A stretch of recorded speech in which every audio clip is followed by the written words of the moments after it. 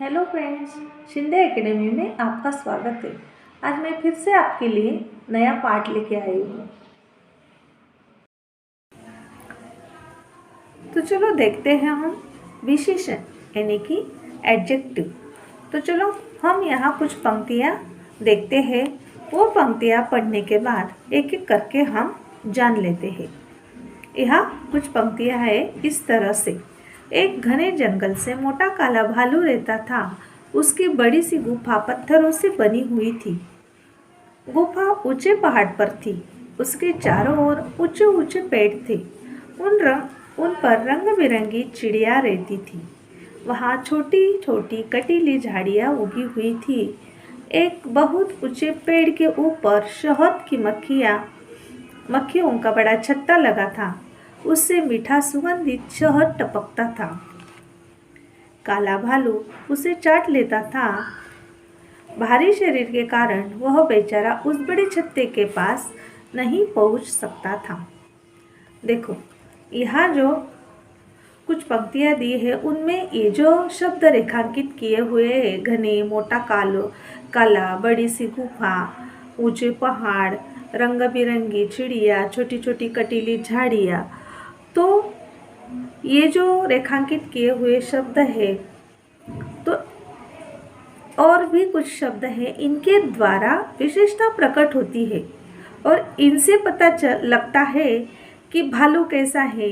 देखो, यहाँ जो रेखांकित किए हुए शब्द है इन पर जरा ध्यान दीजिए। मोटा काला भालू, देखो तो फिर भालू कैसा है, पेड़ कैसे है, ऊंचे ऊंचे पेड़ कैसे है, गुफा किस प्रकार की है, झाड़ी कैसी है। यदि इनकी विशेषता को बताने वाले शब्दों का प्रयोग न किया जाता तो हमें इन संज्ञाओं के शब्दों के गुणों का पता न लगता। तो हमें ये जो रेखांकित किए हुए शब्द है इनसे पता चलता है कि ये शब्द कुछ इनके बारे में विशेषता बता रहे हैं। ठीक है, तो इससे हमें ये परिभाषा मिलती है कि संज्ञा या सर्वनाम की किसी की विशेषता बताने वाले शब्दों को विशेषण कहते हैं। देखो, संज्ञा या सर्वनाम की विशेषता बताने वाले शब्दों को विशेषण कहते हैं। जिन शब्दों की विशेषता बताई जाती है उन्हें विशेष्य कहते हैं।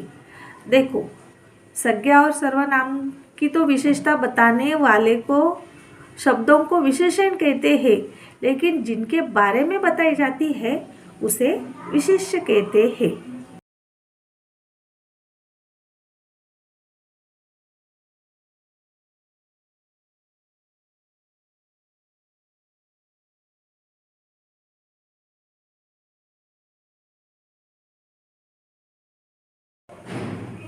देखो, ये जो चित्र आपको दिख रहे हैं इनकी विशेषता अलग अलग प्रकट हो रही है। जैसे लड़के का मोटापा, फूल का पीलापन, यहाँ इसकी बीमारी, फुटबॉल का गोल आकार, ऐसी कई प्रकार की विशेषता हो सकती है। तो चलो हम यहाँ उनके अलग अलग हिस्से देखते हैं। गुण द्वारा क्या विशेषता है?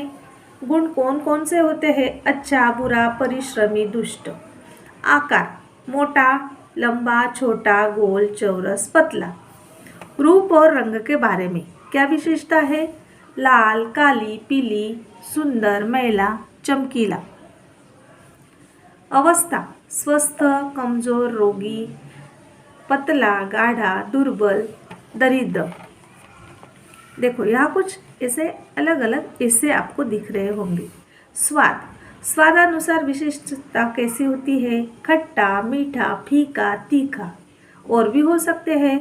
गंधानुसार सुवासित, गंधहीन, बदबूदार, सुगंधित। फिर अन्य भी कुछ है, उसमें ठंडा, गर्म, चिकना, मुलायम, कठोर, भारी, इस तरह से। अब देखो, कुछ विशेषण शब्द जो है उनकी वस्तु की मात्रा की जानकारी देते हैं।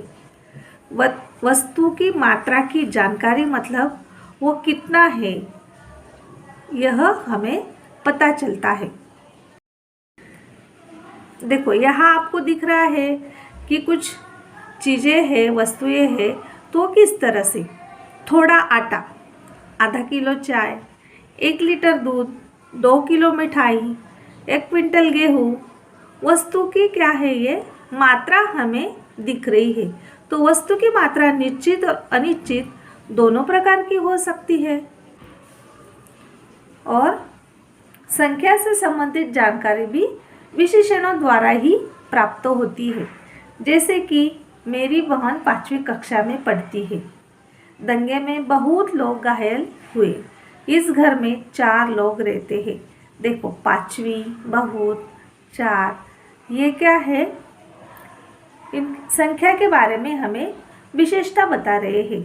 देखो तो फिर याद रखने के लिए एक बात मैं बताती हूँ। लिंग और वचन के अनुसार कभी कभी विशेषण का रूप बदल जाता है। लिंग और वचन के अनुसार कभी कभी विशेषणों को संज्ञा के रूप में प्रयुक्त कर सकते हैं। तो ये जो जरूरी बातें हैं तो ये आप कृपया ध्यान में रखें। तो ये जो विशेषण हमने देखे तो इसके मुख्य 4 प्रकार हैं। तो देखते हैं हम एक एक प्रकार। सबसे पहला प्रकार है गुणवाचक विशेषण। तो देखो जो विशेषण संज्ञा का या सर्वनाम के रंग, आकार, दोष, गुण आदि का बोध कराते हैं उन्हें गुणवाचक विशेषण के। जैसे कि हम यहाँ कुछ उदाहरण देखते हैं। मीता बहुत मोटी है, शिवाजी साहसी थे, मेज गोल है, अहमद की कमीज नई है। देखो यह मीता का मोटा होना, शिवाजी महाराज जी का साहसी होना, यह मेज गोल है, यह जो कमीज है यह नई है। तो ये क्या है? इनके अलग अलग गुण हैं। तो इसे हम रंग, आकार, दोष, गुण इनका हमें बोध होता है तो इसलिए हम इन्हें गुणवाचक विशेषण कहते हैं। दूसरा प्रकार हम देखते हैं संख्यावाचक विशेषण। देखो जो विशेषण संज्ञा या सर्वनाम की संख्या का बोध कराते हैं उन्हें संख्यावाचक विशेषण कहते हैं। देखो यहाँ आपको चित्र भी दिख रहे हैं और कुछ पंक्तियाँ भी यहाँ पे दिख रही है। फूल पर 2 तितलियाँ बैठी है, रमैया ने 4 केले खरीदे, मुझे आधी रोटी दे दो, वे तीनों भाई कायर है।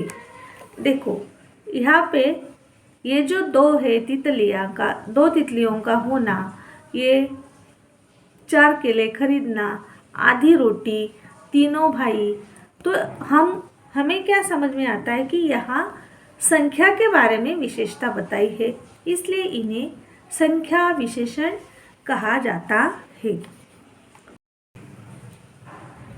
परिमाणवाचक विशेषण।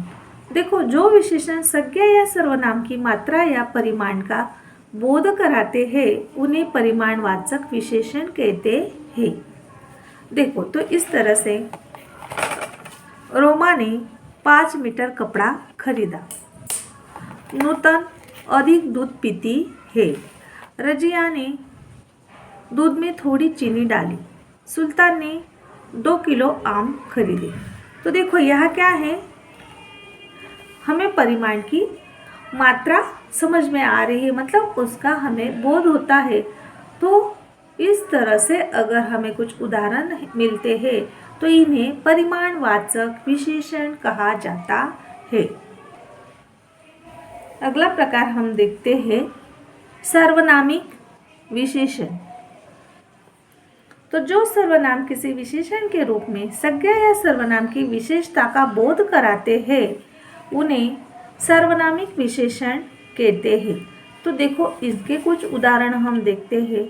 उन लड़कों को बुलाओ, देखो इन मजदूरों ने परिश्रम से काम किया, यह हमारा स्कूल है, कोई आदमी बाहर खड़ा है। तो देखो यहाँ पे संज्ञा या सर्वनाम की विशेषता का बोध कराने का मतलब सार्वनामिक विशेषण है।